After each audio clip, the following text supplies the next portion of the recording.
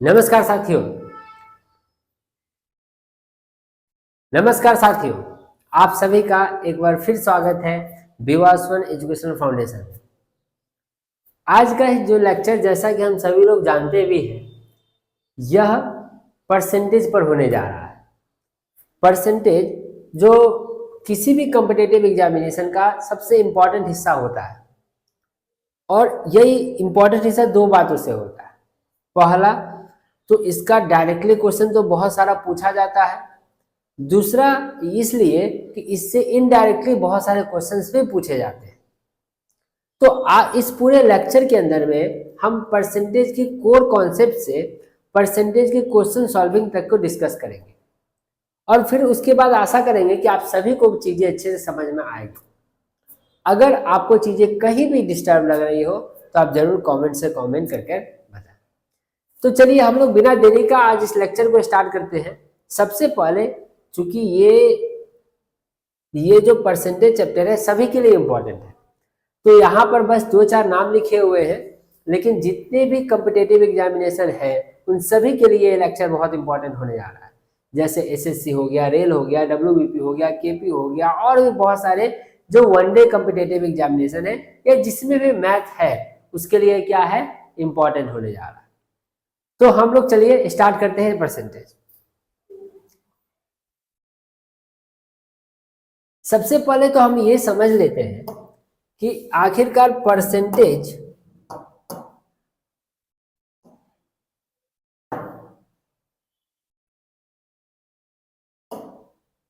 जो परसेंटेज है क्या। ये बहुत इंपॉर्टेंट क्वेश्चन है। बहुत लोग क्वेश्चन सॉल्व तो करते हैं, लेकिन उनको, बहुत लोगों को, मेरा यह कहना नहीं है कि सभी लोगों को, लेकिन कुछ ऐसे लोग हैं जिनको ये आइडिया नहीं होता है कि परसेंटेज क्या है। तो जल्दी में अगर थोड़ा समझने की कोशिश करें तो हम ये कह सकते हैं कि जब भी हमें किसी भी क्वांटिटी को कंपेयर करना पड़े तो हम जनरली तीन क्वांटिटी का यूज करते हैं। एक यूज करते हैं फ्रैक्शन, दूसरा यूज करते हैं रेशियो, और तीसरा यूज करते हैं परसेंटेज। मतलब हम टोटल मिला के तीन क्वांटिटी का ही यूज करते हैं, मैथमेटिकल क्वांटिटी का, अपने कंपैरिजन के लिए। तो या तो फ्रैक्शन से किया जा सकता है, या तो रेशियो से किया जा सकता है, या तो परसेंटेज से किया जा सकता है।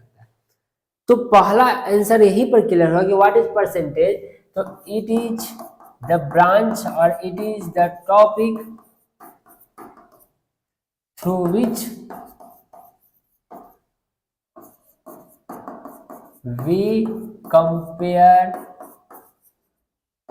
two or more things।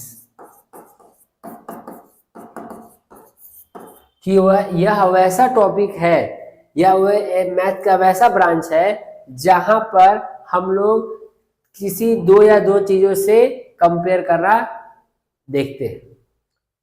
Branch बोलना तो ठीक नहीं होगा, क्योंकि परसेंटेज एक बहुत छोटा टॉपिक है, तो ये टॉपिक बोलना ही ठीक होगा। तो अब हम लोग पहले एक बार देखते हैं कि इन तीनों में किस तरह से हम कंपेयर करते हैं। तो जैसे अगर हमने लिखा कि 4/5, तो जैसे ही 4/5 या 4/5 लिखा गया, इससे फ्रैक्शन का आइडिया हुआ कि आपके पास जो नीचे है यह किसको इंडिकेट करता है, टोटल।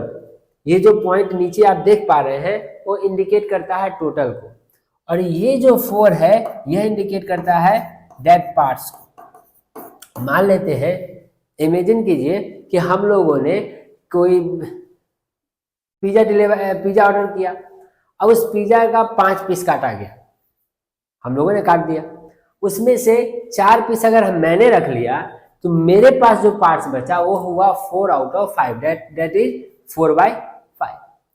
लेकिन इसी बात को परसेंटेज क्या कहता है कि जब हम इस डिनोमिनेटर को, फ्रैक्शन के ऊपर वाला पार्ट को हम लोग बोलते हैं न्यूमरेटर, और नीचे वाले पार्ट को हम लोग बोलते हैं डिनोमिनेटर।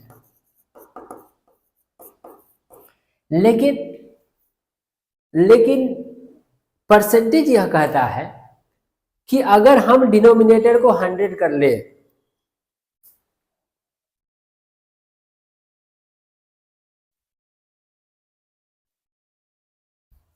परसेंटेज का कहना यह है कि अगर हम डिनोमिनेटर को 100 कर ले तो क्या हमारे पास चीजें आसान होगी? तो हाँ, चीजें तो बहुत आसान हो जाएगी। क्यों चीजें आसान हो जाएगी? क्योंकि अब कंपैरिजन करना आसान हो जाएगा। 100 से जब हम किसी चीज को कंपेयर करेंगे तो सभी चीजें आसान हो जाएगी। मतलब एक यूनिवर्सल डिनोमिनेटर दैट इज 100। तो परसेंटेज ने इस पार्ट को क्या किया कि 4/5 मल्टीप्लाई 100/100। हम लोग ऐसा कर सकते हैं क्या? बिल्कुल कर सकते हैं। 100/100 कट करने से 1 आ जाएगा। इसी बात को उसने परसेंटेज एक वैसा ब्रांच है, वो बोलता है कि इस 100 को मैंने फिक्स रखता है, इस 100 को हम लोग फिक्स रखते हैं। और इस 100 को फिक्स रखेंगे तो 4/5 मल्टीप्लाई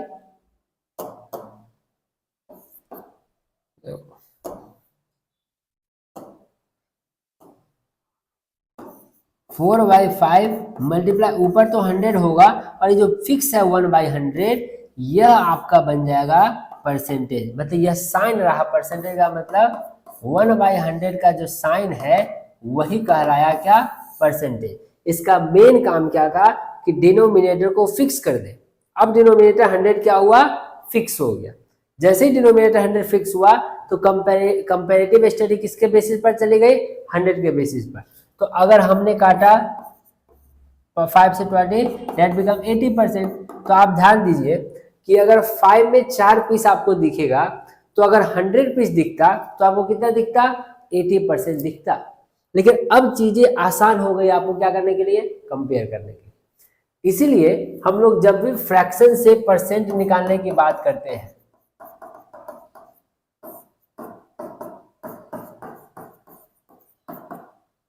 तो हम क्या करते हैं? उस फ्रैक्शन के अंदर में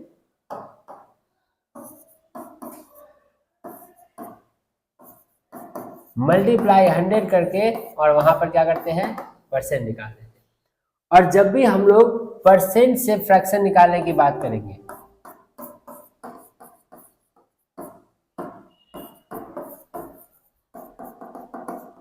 तो वहां अगर मान लेते अपने पास दिया हुआ है a%, तो हम लोग उसे क्या करेंगे? a/100 या हम लोग a मल्टीप्लाई 1/100 भी लिख सकते हैं। तो आपका एक कॉन्सेप्ट क्लियर हो गया ये परसेंटेज का। तो आप लोग इसे जल्दी से लिख ले, नहीं तो स्क्रीनशॉट ले ले आसानी से। अब आप अगर जाते हैं रेशियो को लेकर, तो जैसे हम लोगों ने देखा था कि फ्रैक्शन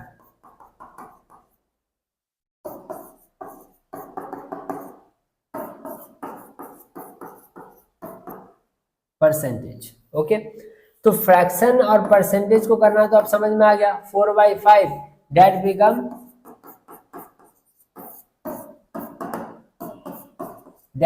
80%। ये तो बात क्लियर हो गई। लेकिन अब आप ध्यान दें, जब हम बात रेशियो में करेंगे तो थोड़ा सा चीजें अलग होगा। ये क्या होगा कि जब किसी एक क्वांटिटी को, मतलब किसी एक को, यहाँ दो चीजें हमारे पास है, रेशियो इज कंपैरिजन ऑफ 2 और मोर, बट यहाँ पर हम लोग को आइडेंटिफाई करता है टोटल नहीं। यहाँ आइडेंटिफिकेशन क्या है? ऑल पार्ट्स के बारे में इंफॉर्मेशन देना है। तो अगर हमारे पास 4 को, एक आदमी को या किसी ए को 4 मिलता है तो 5 में दूसरे को कितने मिलेगा? 1। क्योंकि अगर हम यहां से देखें तो अगर एक को 4 मिल रहा है तो दूसरे को कितना मिलेगा? 1। यह कहलाएगा रेशियो। तो रेशियो में अगर आपको टोटल फाइंड करना हो तो आप टोटल क्या करते हैं? ऐड कर देते हैं और अब ये टोटल होता है। तो जब हम फ्रैक्शन से रेशियो में बदलते हैं तो एकदम चीजें आसानी से रखते हैं। 4/5, एक पार्ट 1/5, ये कैंसल आउट हो गया, डेट बिकम 4:1। लेकिन जैसे हम रेशियो से कंपेरिजन करते हैं फ्रैक्शन में, तब हमें टोटल का बेसिस पर देखना पड़ता है। तो फिर यहाँ का अगर हम फॉर्मुलेट करें तो क्या क्या मिलेगा हम लोग को कि अगर यहाँ फ्रैक्शन a/b है तो रेशियो क्या हो जाएगा? a:2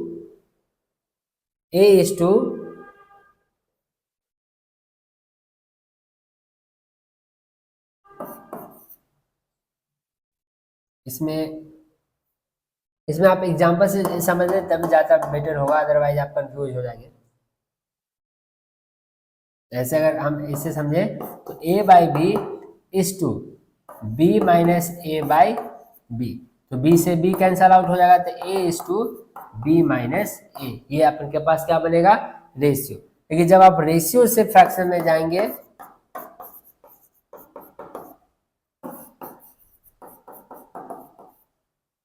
जब आप क्या करेंगे, रेशियो से जाएंगे फ्रैक्शन में, तो आप देखेंगे कि अगर ratio A is to B है तो आप लोगों को क्या मिलेगा, fraction A by A plus B multiply 100, ये पहला क्वांटिटी के लिए, एंड दूसरे क्वांटिटी के लिए B by A plus B multiply 100। Okay, तो आप लोग यहां देख रहे, तो इससे हमें क्या समझ में आया कि परसेंटेज हो, फ्रैक्शन हो, रेशियो हो, तीनों चीज अपने आप में क्या है, एक ही है, क्योंकि तीनों का काम कंपेयर करना है। इसीलिए हम लोग जब क्वेश्चन सॉल्व करते हैं तो हम लोग पूछते हैं कौन सा मेथड, रेशियो मेथड बना सके या परसेंटेज मेथड बना सके या फ्रैक्शन मेथड बना सके, तो तीनों चीज हम लोग क्या कर सकते हैं, कंप्लीट कर सकते हैं। ओके, तो अब इस पूरे टॉपिक के अंदर में, परसेंटेज के अंदर में हम लोग का बहुत सारा क्वेश्चंस आता है, लेकिन हम लोगों ने सभी क्वेश्चंस को क्या किया है, फ्रेम आउट किया है कुछ क्वेश्चन को, और एक एक दो दो क्वेश्चन सॉल्व करने के बाद हम लोग कुछ टाइप्स भी देखते चलेंगे on the basis of question. इस वीडियो को बड़े ध्यान से आप देखिए, और आपको जहां भी समझ में नहीं आए आप उसे जरूर से जरूर शेयर कीजिए।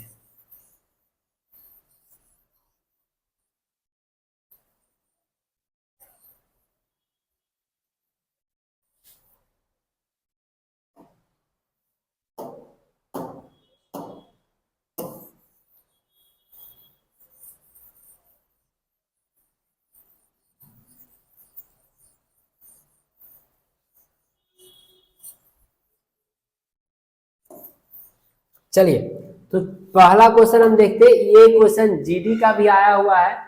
बोला गया था if the cost price of 10 pen is equal to selling price of 8 pen, what is the profit percentage. जिनका प्रॉफिट लॉस नहीं कंप्लीट है, कोई टेंशन लेने की बात नहीं है, कोई ज्यादा टेंशन लेने की बात नहीं है, हम लोग उसको कंप्लीट करेंगे। अभी हम लोग बस परसेंटेज के कॉन्सेप्ट को यहाँ देखते हैं कि बोला गया है कि the cost price of 10 pen, तो 10 पेन का कॉस्ट प्राइस मान लेते हैं 10 सीपी। अगर एक पेन का कॉस्ट प्राइस 1 सीपी है तो 10 पेन का कॉस्ट प्राइस कितना होगा, 10 CP, and is equal to selling price of 8 pen. और अगर एक पेन का सेलिंग प्राइस 1 है, मतलब एसपी अगर 1 पेन का एसपी अगर 1 है, 1 एसपी है, तो 8 पेन का एसपी क्या हो जाएगा, 8 एसपी। ये बहुत सिंपल कॉन्सेप्ट अपने पास है।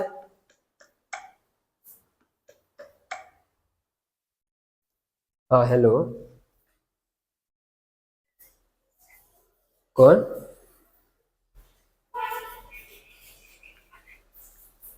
अदर साइड, ठीक है, उसको बोलो बैठने के लिए, वीडियो बना के आ रहे हैं।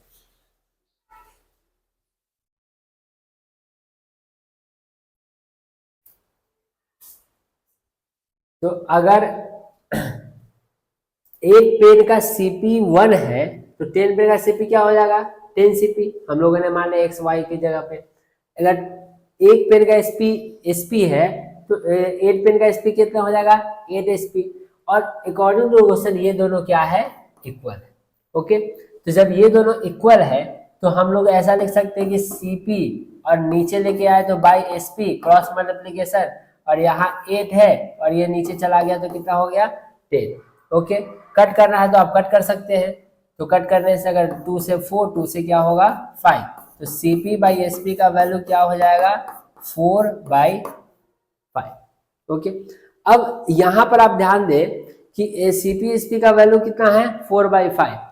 तो मतलब आपने सामान को खरीदा 4 रुपीज में, आपने सामान को बेचा 5 रुपीज में, तो आपका जो प्रॉफिट हुआ वो कितने का हुआ, 1 का, क्योंकि आपने 4 रुपीज में खरीदा था, 5 में बेचा था, तो प्रॉफिट कितना का हो गया, 1 का। और किस पर प्रॉफिट हुआ, तो सीपी पर प्रॉफिट होगा, तो profit on the basis of CP, तो 1 रुपीज का प्रॉफिट हुआ on the basis of 4 CP पर। तो ये फ्रैक्शन निकला, और फ्रैक्शन से जैसे ही आप 100 मल्टीप्लाई करेंगे तो ये किस में चेंज हो जाएगा, तो आपका जो प्रॉफिट हो गया वो कितना हो गया 25%। तो इस पूरे क्वेश्चन में दो बातें आपको समझ में आई। पहला कि प्रॉफिट का फॉर्मूला, प्रॉफिट परसेंट का फॉर्मूला होगा प्रॉफिट बाय सीपी मल्टीप्लाई 100। हमेशा सीपी के रेफरेंस में ही होता है। अगर प्रॉफिट परसेंट निकालना हो तो आप प्रॉफिट बाय सीपी मल्टीप्लाई क्या कर सकते हैं 100 कर सकते हैं। ओके, अब यहां पर एक चीज ध्यान देने की बात यह है कि इस क्वेश्चन को थोड़ा सा अगर हम शॉर्ट लेके जाए तो अगर हमारे पास था 10 CP is equal to 8 SP, अगर यहां से हम थोड़ा शॉर्ट लेकर जाए क्वेश्चन को तो हम आसानी से बना सकते थे यहाँ पर, क्योंकि हमारा मेन मकसद शॉर्ट भी करना है। तो 10 CP 8 SP, इसका मतलब देखिए CP के पास जो क्वांटिटी है, किसका क्वांटिटी है CP वाला, और SP के पास में जो क्वांटिटी है SP के अपोजिट में वो क्या है SP का। तो CP का वैल्यू है 8, SP का वैल्यू है 10। इसका मतलब है कि आपने सामान 8 रुपीज में खरीदा था और आपने 10 रुपीज में बेचा, तो आपके पास प्रॉफिट क्या हो रहा है 2 रुपया। ऑब्वियस ही बात है, प्रॉफिट कितना हो रहा है 2 रुपया। एंड आपका CP क्या है 8 है, अभी हम लोग जस्ट देखा। तो CP 8 और परसेंटेज निकालने के लिए तो आप यहाँ डायरेक्टली ये भी कर सकते हैं, आपको जो जो लगे आपको कंप्लीट कर सकते हैं। तो आपका क्या आंसर आ जाएगा 25%। तो आप इस बेसिस पर भी इसको तैयार कर सकते हैं, इस बेसिस पर भी इसको तैयार कर सकते हैं, ये आपके ऊपर है। तो उम्मीद है कि आप लोगों को क्वेश्चन समझ में आ गया होगा। समझ में नहीं आया होगा तो आप जरूर कमेंट करके आप बताएं, हम लोग उसको फिर से कंप्लीट करेंगे। क्वेश्चन नंबर 2, क्वेश्चन नंबर 2 को बोला है कि shopkeeper allow a discount of 20% and still gain 25%, what is the markup percentage. अब यहाँ देखेंगे, यहाँ क्वेश्चन मार्कअप परसेंटेज का आ गया, तो मार्कअप परसेंटेज क्वेश्चन को थोड़ा सा बाद में करते हैं, क्योंकि अभी पहले नॉर्मल क्वेश्चन हम लोग कंप्लीट करते हैं। अब क्वेश्चन नंबर 3 ये कहता है कि the price of a shirt is increase by 20% and then decrease by 20%, what is the net percentage change in price. अब ये जो क्वेश्चन है ये है सक्सेसिव डिस्काउंट का या सक्सेसिव परसेंटेज का। देखेंगे, ध्यान देंगे, सक्सेसिव परसेंटेज में हमेशा आप लोग को 4 टॉपिक ही देखने को मिलेगा कि पहला 2 में इंक्रीज हुआ, पहला में इंक्रीज हुआ, दूसरे में डिक्रीज होगा। तो पहला मान लेते हैं 2 का इंक्रीज फिर इंक्रीज, दूसरा इंक्रीज फिर डिक्रीज, तीसरा डिक्रीज फिर डिक्रीज, और चौथा डिक्रीज और देन इंक्रीज। इससे ज्यादा टॉपिक तो आप लोग को दिखेगा ही नहीं इस क्वेश्चन में। तो इसको हम लोग 2 तरीका से तैयार करते हैं। एक हमारे पास ट्रिक है, शॉर्ट ट्रिक, हम लोग उसको अभी नहीं, पहले हम लोग उसको मेन तरीका से देखते हैं। मेन तरीका कहता है कि price of A shirt is increase by 20%। तो मान लेते हैं कि शर्ट का प्राइस 100 रुपीज था, अब वो 20% बढ़ने के बाद कितना हो गया 120%। ये ध्यान रखेंगे, जब 20% बढ़ा इंक्रीज हुआ तो 100% तो अपने आप में था, और 20% बढ़ के क्या हो गया 120%, एंड देन डिक्रीज बाय 20%। और फिर कब हो गया तो 100 से 20% बढ़ने पर 120 हुआ, और ये ओवरऑल फिर क्या करता है 20% डिक्रीज हो जाता है। मतलब अगर 100 था तो 100 में 20% माइनस कर देंगे तो क्या हो जाएगा 80% होगा। तो जो न्यू प्राइस आप लोग को दिखेगा वो क्या दिखेगा कि 100 multiply 120 by 100 multiply 80 by 100, percentage को चेंज करते हैं तो 100 से 100 कैंसिल, 1 0 से 1, 1 से 1, 96। तो ये न्यू प्राइस, मतलब ओल्ड प्राइस हम लोगों ने माना था 100, और जो न्यू प्राइस हम लोग के पास आया वो आ गया 96। तो अब हम लोग को बोला गया है कि बताइए नेट परसेंटेज चेंज कितना हुआ। तो ऑब्वियस ही बात है, नेट परसेंटेज में डिक्रीजमेंट हुआ कितना का 4 का, तो 4 का डिक्रीजिंग हुआ आउट ऑफ कितना, मतलब डिक्रीज किससे हो रहा है तो ओल्ड प्राइस से डिक्रीज हो रहा है ना, तो आउट ऑफ कितना 100। और जब 100 में रहे तो हमेशा डायरेक्टली आंसर उतना ही लिखेंगे, ये क्या हो जाएगा 4% डिक्रीजिंग हो गया। क्लियर है? 4% क्या होगा? डिक्रीज हो गया। ये एक अपने पास तरीका था। इससे भी एक आसान तरीका अगर हम देखें, पहले आप इसको लिख लें, जो डाउट है तो आप बता सकते हैं। इससे भी आसान तरीका अगर आप देखेंगे तो आपको दिखेगा एक फॉर्मूला कि अगर पहला इंक्रीज हुआ है तो इंक्रीज, क्योंकि ये वाला केस है, इंक्रीज को हमेशा हम लोग प्लस साइन से डिनोट करते हैं, डिक्रीज को हमेशा हम लोग माइनस से डिनोट करते हैं। तो प्लस ए हुआ है, माइनस बी हुआ है। ओके, तो जिसका फॉर्मूला है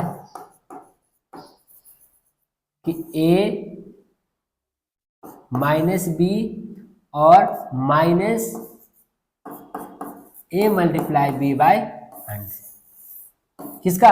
पहला इंक्रीज तो ये प्लस में था, दूसरा डिक्रीज तो ये माइनस में था, और प्लस माइनस क्या होता है? माइनस होता है। ए मल्टीप्लाई बी बाई 100। आप चेक कर सकते हैं कि ए जो है इंक्रीज कितना गया है? 20%, माइनस डिक्रीज कितना गया है? 20%, माइनस इंक्रीज में है 20 मल्टीप्लाई 20 और बाई में क्या हो जाएगा? 100। तो यहाँ पर अगर आप देखें 2 जीरो से 2 जीरो कट गया, तो इससे ये खत्म, माइनस क्या हो गया? 4, और माइनस जो आंसर इसका आएगा परसेंट में आ जाता है। तो क्या आ गया आपके पास? -4 आपके पास क्या हो गया? आंसर हो गया। तो इस फॉर्मूला के बेसिस पर आप झट से फॉर्मूला लिख लेंगे। जब दोनों इंक्रीज हुआ मतलब ये भी प्लस ये भी प्लस, तो जो फॉर्मूला होगा A plus B plus A multiply B by 100। जो डिक्रीजिंग का फॉर्मूला भी हम लोगों ने देखा, A minus B minus A multiply B by 100।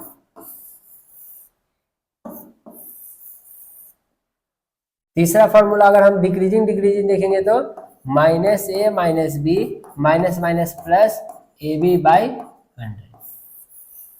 और चौथा डिक्रीजिंग और इंक्रीजिंग का फॉर्मूला देखेंगे तो minus A plus B minus A B multiply A B by 100।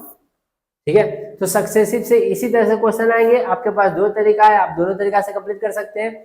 उम्मीद है कि आप लोगों को चीजें समझ में आ रही होंगी। चलिए बढ़ते हैं हम लोग अगले क्वेश्चन की तरफ।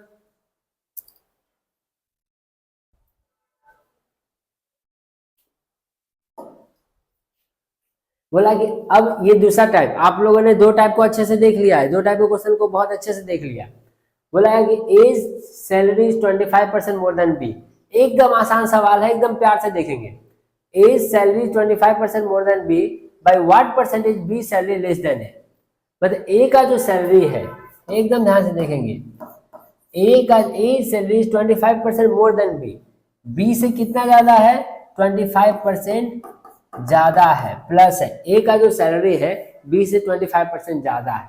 Bye what percent of B salary less than है, तो बी का सैलरी ए से कितने परसेंट कम होगा। मतलब हम लोग को यहाँ पर चाहिए आंसर कि बी का जो कम होगा वो कितने में होगा। तो एकदम टेंशन छोड़ के आप ऐसे लीजिए कि ए और बी को लिखिए। बोला है कि ए का सैलरी बी से 25% ज्यादा, तो बी का सैलरी अगर 100 होता तो ए का सैलरी कितना होता? 25%, मतलब 125 ज्यादा कितना हो जाता? 125 हो जाता। That is a very simple cases. लेकिन अब अगर हमको ये पता करना है कि बी का सैलरी कितना कम है, तो ये 125 से कितना कम था? 25, तो ये था 25 कम।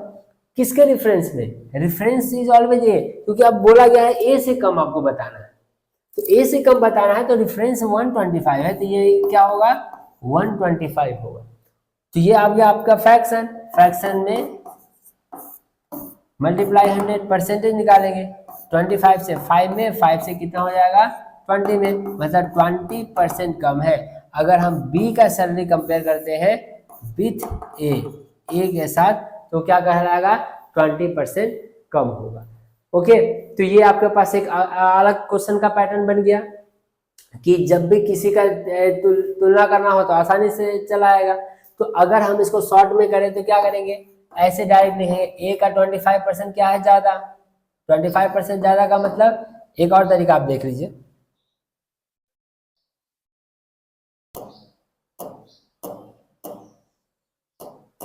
चल ठीक है, एक ही तरीका यूज कीजिए, ठीक है, वो इसी का कॉर्नर है।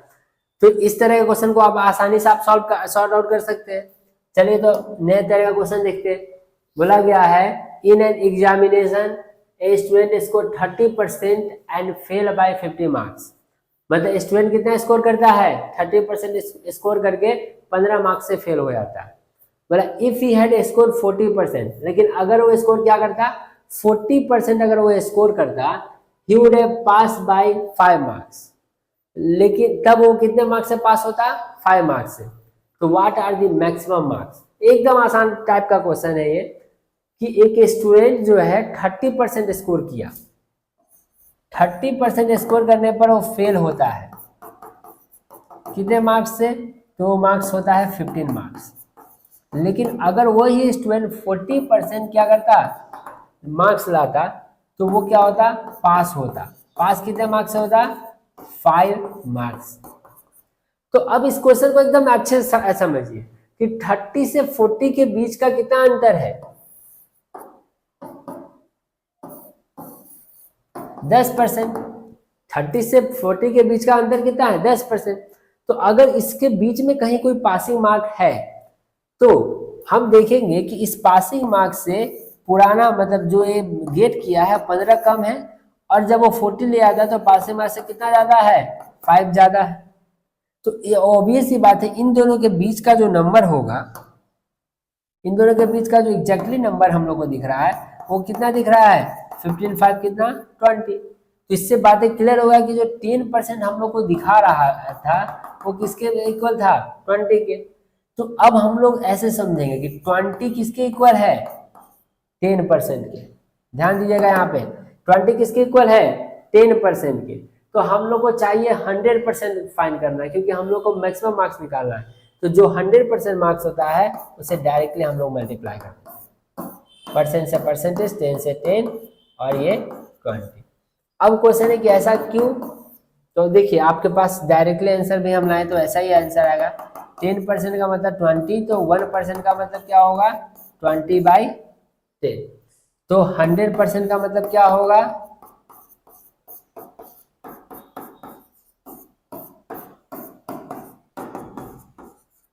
सॉरी 200। ठीक है आंसर आ गया। तो हम लोगों ने इसको सॉर्ट कैसे किया कि 20% जो 20 मार्क्स था सॉरी वो किसके इक्वल था 10, तो हम लोगों ने 10% किया तो 100 निकालने का कितना 200। ओके क्वेश्चन नंबर 5 उम्मीद है कि आप लोगों को क्लियर समझ में आ गया होगा। अब चलिए देखते हैं क्वेश्चन नंबर 6। बोला गया है A number is increased by 20% and decrease by 20%। अब ये क्वेश्चन सक्सेसिव का है और आप लोग इसको एकदम आसानी से देखते हुए ही कर सकते हैं। उम्मीद है कि आप लोग कंप्लीट करेंगे। चलिए नेक्स्ट क्वेश्चन को देखते हैं। अब ये बोला है 25% of A is equal to 30% of B. अब इस क्वेश्चन को हमें बनाना तो नहीं पड़ेगा, आप लोग झट से इसको कमेंट में भी इसका आंसर दे सकते हैं कि इसका आंसर क्या होगा, क्योंकि अब एक क्वेश्चन दिखते हुए ही हो जाएगा। फिर भी जिनको नहीं सॉल्व हुआ आप एक बार देख लीजिए इस तरह क्वेश्चन कि 25% ऑफ ए ये किसके इक्वल है 30% ऑफ बी के इक्वल है। तो हमने बताया था डायरेक्टली कि जब यहाँ ऑफ हो या मल्टीप्लाई हो तो परसेंट से परसेंट कट कर देंगे, 5 से 5, 5 से 6, तो इसका मतलब हो गया क्या कि 5a is equal to 6b। Short तरीका क्या बताया था a के पास में a b के पास में b, तो a और b के पास में a के पास में है क्या 6 और b के पास में है क्या 5। अगर इससे दिक्कत हो रहा है तो a बाई को लेके आइए b बीच में इक्वल, और यहाँ पर 6 ऑलरेडी था इधर लेके जाएंगे तो 6:5 अपना क्या हो जाएगा आंसर। क्लियर है। चलिए अब हम लोग आगे का क्वेश्चन देखते हैं। बोला है कि a man spend 80% of his income. अब ये इनकम वाला एक नया टॉपिक है, मतलब हम लोगों ने 3-4 टॉपिक कंप्लीट कवर अप किया, इनकम का एक नया टॉपिक है। बोला गया है कि a man spend 80% of his income if his income is 50,000 rupees. और उसका इनकम कितना है 50,000 है, how much does he save. तो अब ध्यान देंगे मतलब अपने इनकम का वो 80%, यहाँ 3 होगा, इनकम होगा, एक्सपेंस होगा और सेविंग होगा। ओके, तो जब अपने इनकम का वो 80% क्या करता है, खर्च करता है, इनकम का क्या करता है, 80% खर्च कर देता है, और उसका इनकम कितना है, 15,000 रुपीज, तो सेव कितना करेगा। ऑब्वियस सी बात है कि इनकम अगर 100% होगा, 80% एक्सपेंस करने के बाद कितना सेविंग होगा, 20%। तो सेव 20% होगा, इसका मतलब क्या है, 20% ऑफ हम लोगों को क्या चाहिए, 50,000 चाहिए। 20% ऑफ 50,000 का मतलब 20/100 मल्टीप्लाई 50,000। 2 जीरो से ये 2 कट गया तो 3, और अब 5 2 10 और में 3, मतलब 10,000 रुपीज वो क्या करता है, सेव करता है। तो हम लोग डायरेक्टली हम लोग आंसर लिया। यहाँ तो देखते ही हो जाता है कि 80% उसका एक्सपेंस है, 20% क्या होगा, उसका सेव होगा, तो 50,000 का 20% कंप्लीट हो जाएगा। क्लियर है। चलिए एक और क्वेश्चन आज का देखते हैं, 2 क्वेश्चन सॉरी, 10 तक देखते हैं, और इसका आगे का पार्ट जो है दूसरे वीडियो में हम लोग कवर अप करेंगे। बोला a person give 10% of his income to his son, son को कितना परसेंट इनकम देता है, 10%, सन को देता है 10% अपने इनकम का। 20% इज डॉटर, डॉटर को कितना देता है, 20%,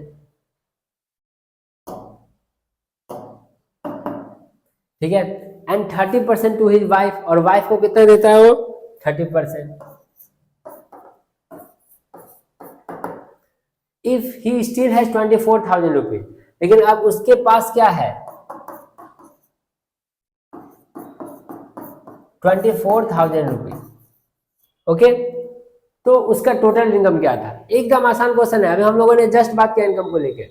अगर 100% इसके पास टोटल पैसा होता, तो 100% अगर इसके पास इनकम में 10 इसने दे दिया, सन 20 30, तो कितना परसेंट इसने पे कर दिया, 30 50, और 50 से कितना, सॉरी 50 देन 60, मतलब 100 में से 60% इसने दे दिया, तो बचा इसके पास कितना, 40%। लेकिन जो 40% है वही कितना है, 24,000। तो जो 40% आपके पास 24,000 है, तो ये मैंने अभी जस्ट आपको तरीका बताया कि 24,000 किसका वैल्यू है, 40% का। तो 100% निकालने के लिए क्या करते हैं, 100% करते हैं। या आप ऐसे भी कर सकते हैं कि 40% का मतलब 24,000, तो 1% का मतलब आप काट सकते हैं, लेकिन कंपटीशन है भाई, यहाँ तो थोड़ा तेज करना पड़ेगा आप लोगों को। तो 100% का मतलब, ओके, तो आप यहाँ से काटे, यहाँ से काटे, दोनों जगह से एक ही बात आएगा, 600 और 600% से 2% कट गया, तो यहाँ पर हो गया कितना, 60,000 रुपीज क्या था, उसका इनकम था। तो उम्मीद है कि आप लोग को ये समझ में आ रहा होगा, टॉपिक सब समझ में आ रहा होगा। अब एक क्वेश्चन है, क्वेश्चन नंबर 10। क्वेश्चन नंबर 10 बोला है, ये एक इंपॉर्टेंट क्वेश्चन है,